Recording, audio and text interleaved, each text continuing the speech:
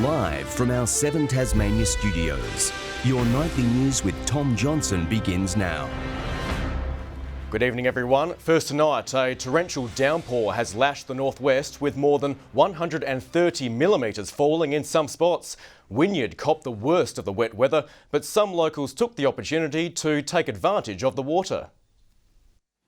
Last night's heavy rains provided a unique opportunity for some. Our backyard was totally flooded and so we got the kayaks out and had a little paddle around the yard. It was amazing actually. We had a real buzz afterwards because it's just so unheard of. The predicted deluge for Friday night bringing more than 100 millimetres in several parts of the state and setting daily rain total records for February in several towns. Particularly areas about the northwest saw quite significant rainfall. In many places it was the most rainfall they've seen in a single day in the last 5 years or so.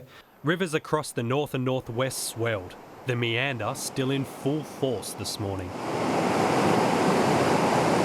At Gunns Plains, already green paddocks flooded. It was a busy night for the SES, with 79 call-outs statewide, most coming across the northwest. We had water inundation purely from the rainfall, which then created some flash flooding events for us. Again, had crews out sandbagging in different spots, some roof damage in some areas. Wynyard experienced 100 millimetres of rain in only 16 hours. You said you're here for in a caravan? That's right, yeah, in a caravan. It was swaying a bit. Not very happy because I ended up with a leak in my roof. Though heavy, the rains were relatively short-lived, unlike in 2016's flooding event where they lasted for several days. That saved many areas from extensive damage, as has thorough preparation this time around. I think people heeded the warning that the Bureau passed out because we've still got it very firm in our mind from the 2016 floods and the damage that done to the property. Low tides this morning provided more respite. The rivers could still rise, but we feel confident that they aren't going to cause any major problems. Maybe a few local roads might be impacted. The immediate danger has subsided. Josh Duggan, 7 Tasmanian News.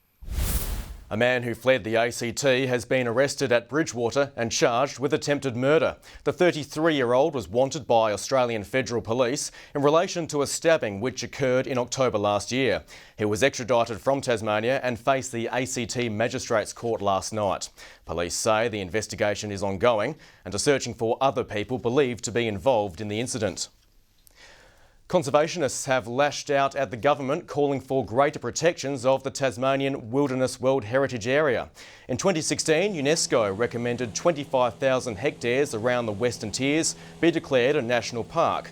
The government originally agreed, but now wants to make the site either a conservation area or a regional reserve. It's of global significance because of both its natural and its Aboriginal cultural heritage significance. To do it justice at the state level, it should be a national park. It also, of course, raises the bigger question about what happens to the rest of the future reserve forests that to this day remain unprotected. In a statement, the Parks Minister said he's now calling for public feedback on the plan, with consultation open until April 1st. The Tasmanian Pride Festival is officially in full swing. Hundreds of people have taken to the streets of Hobart, proudly waving the rainbow flag for the annual parade and party in the park. But while it has been a day for celebration, the community says it is still fighting for change. Music, dancing and of course plenty of rainbow flags. Onlookers lining the streets as Tasmanians show their pride. How great is it to be out and celebrating today? So great, so great. I couldn't think of anything better to do, honestly. It is just so great to see so much support around and just so much love. The LGBTQIA community and allies today celebrating the annual event in style. I'm just really excited to be here because it's such a great environment. Oh, it's absolutely amazing. It's a really good message that we're all equal. Including the Deputy Premier. People from all walks of life are here today in celebration, and I think it's just fantastic. Despite the forecast, there was little chance of raining on their parade. The weather was looking a bit ugly, but it looks like it's cleared up, so you can't hold pride back, I guess. The parade is slightly smaller this year, capped at just 500 people to comply with COVID restrictions. But those who are participating are certainly making the most of it. The day winding up with a party in the park. When like 20 years ago it was illegal to be gay, and just now everyone coming together, the community celebrating, it's been absolutely incredible. But while the state has come so far, Equality Tasmania says there is still progress to be made. An independent inquiry is currently underway, looking into whether gay conversion therapy should be banned. I'm hopeful that the Law Reform Institute will recommend a ban, and that our state government will see the deep harm that's caused by conversion practices and take action immediately. It comes as Victoria becomes the third state in Australia to legislate against the practice. We don't need conversion, we're happy being who we are. The Pride Festival will wrap up on Monday. Next Sides, 7 Tasmania News. It was a wet and wild start to the Royal Hobart Regatta, but that didn't stop hundreds of eager punters flocking to the 183rd annual event. While boat races took over the River Derwent, high in the sky, a roulette aerobatic display mesmerised onlookers. It's a view of Hobart you don't often see. Soaring through the skies in impressive formation, these Defence Force roulettes showing off their acrobatic display. Coming in over Mount Wellington at 600 k's an hour, 2 metres from someone else, it's a lot of adrenaline still pumping through the body. Visiting to kick off the Royal Hobart Regatta, this local-born pilot sits in the cockpit of Roulette 4, taking a trip back home in style after years spent perfecting the art of flying. In the corkscrew, you'll see 3 at the front flying along. I'm the one that does barrel rolls around the smoke at the back of the formation, so definitely the coolest job. On the ground, past generations of roulette pilots watched on. For Peter Scully, he's never forgotten what it's like to be up in the air. It's just second nature. You're part of the aeroplane, in fact, and it's just wonderful fun. Now in its 183rd year, as it's always done, the regatta centred around the River Derwent. From kayaks to sailboats and rowers, hundreds took to the water. The regatta is actually growing, and it's the regattas on the water. And there are more events and more participants now than there's ever been. While on dry land, Sideshow Alley was the usual hit with the kids, young and old. What do you want to do next? I actually want to go do the elephant. I went on the lethal weapon, which is really, really fun. The regatta continues tomorrow, welcoming in HMAS Hobart. Michelle Wisby, 7 Tasmania News. Life on the land awaits newly retired pro cyclist Will Clark, who is calling time on his career on the global circuit. Stage wins in some of Australia's biggest races and a late debut in Europe's Grand Tours sit among Clark's career highs. His next challenge, though, lies in Campbelltown. If you could point to the moment Will Clark started to gain serious traction, it's the 2012 Tour Down Under. The Tasmanian cycling dream was coming true.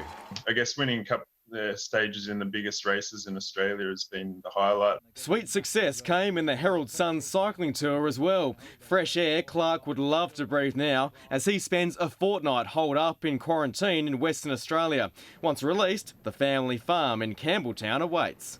My parents, my brother, they're all farmers, so I'll go back and work with them on the property. The 35-year-old admits age is catching up with him. Clark was a late bloomer when it came to Europe's Grand Tours. In fact, his 2017 debut in the Vuelta a España was nearly a record. Actually, I looked it up. I was curious to see. I think I was the second oldest Grand Tour debutant. So I was like 32 and a half or something. There was one guy who was like 1 or 2 months older than me at his first Grand Tour. But it was nice to finally get to do that, to do the Vuelta, then to get to do the Giro d'Italia. It's like memories I'll have from the rest of my life. But there's one glaring omission, a start in the Tour de France. Instead, he cheered Richie Porte to the podium last year. He'll never give up the bike though. Clark promises to be active on the local circuit. Maybe I can share a bit of experience with the younger Tassie riders if they want to listen to me. Good evening. 27 was the state's top today in Hobart, Launceston 22, 21 across Burnie and Devonport. Flinders Island and Grove reaching 25, 21 at Smithton and Lyowini 14. On the close-up shows extensive thick cloud to the east of Tasmania. Further out, a low off the WA coast moves south with the cloud extending across central Australia. Tomorrow shows the lows near Tasmania and WA moving south with troughs remaining over the state. West to northwesterly winds tomorrow 20 to 30 knots, swells up to 4 metres in the west and south and up to 1 metre in the north. On to the warnings, and a gale warning is current for southern coastal waters, a strong wind warning for all remaining coastal waters and the southeast inshore waters. Minor flood warnings are current for the North Esk, South Esk, Macquarie River, Mersey River and the Meander River, and a flood watch for remaining northwest river catchments. Tomorrow's forecast now 19 and partly cloudy across Hobart and Richmond, ooze 18. In the north, Launceston 23, 22 at Devonport, Deloraine mostly sunny. Burnie tomorrow mostly sunny, 17 across Strawn and Curry. St Helens and Swansea partly cloudy and 21 at Whitemark. The UV forecast is very high across the state. Looking ahead to the 3-day forecast Monday, showers about the west, south and northeast easing late in the afternoon. Tuesday fine with northeast to southeasterly winds, and Wednesday fine with northeast winds. Capital cities partly cloudy in Adelaide tomorrow, Melbourne 19 and 28 and sunny in Sydney. And currently Hobart 20 and cloudy, 18 and mostly cloudy across Launceston and Devonport. And that's all for weather tonight, Tom. Thank you very much as always for that, Jackie, and that is all your news for now. Thank you so much for joining us and have a great night.